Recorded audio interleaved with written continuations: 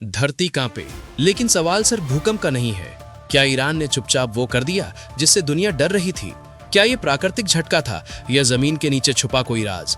पश्चिम Asia में बढ़ते तनाव के बीच एक सवाल पूरी दुनिया को बेचैन कर रहा है। क्या ईरान में आया हालिया भूकंप केवल प्राकृतिक घटना थी या फिर जमीन के नीचे छिपा कोई गुप्त परमाणु परीक्षण?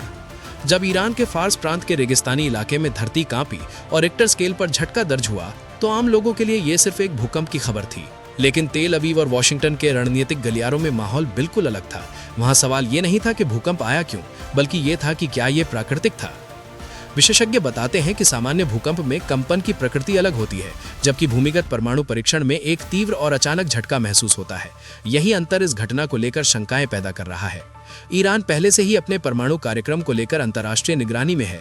अमेरिका और इजराइल लगातार ये आरोप लगाते रहे हैं कि ईरान परमाणु क्षमता की लाल रेखा के करीब पहुंच चुका है। क्या यह संभव है कि ईरान ने गुप्त रूप से कोई परीक्षण किया हो? क्या किसी अन्य देश जैसे रूस, चीन या उत्तर कोरिया की तकनीकी मदद ली गई हो? फिलहाल इन सवालों के ठोस सबूत सार्वजनिक रूप से सामने नहीं आए हैं। अंतर्राष्ट्रीय परमाणु निगरानी एजेंसियां किसी भी संदिग्ध गतिविधि पर नजर रखती हैं और अब तक किसी आधिकारिक पुष्टि की घोषणा नहीं की गई है। सबसे बड़ा सवाल यह है, क्या दुनिया एक और परमाणु टकराव की ओर बढ़ रही है? इतिहास गवाह है कि परमाणु हथियारों का उपयोग मानवता के लिए विनाशकारी रहा है।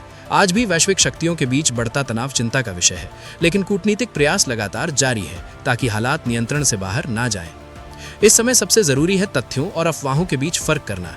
एक भूकंप को सीधे परमाणु परीक्षण मान लेना जल्दबाजी होगी, जब तक वैज्ञानिक और अंतर्राष्ट्रीय संस्थाएं स्पष्ट निष्कर्ष न दें। दुनिया दुआ कर रही है कि ये केवल प्राकृतिक घटना हो और मानवता एक और बड़े संकट से बची रहे।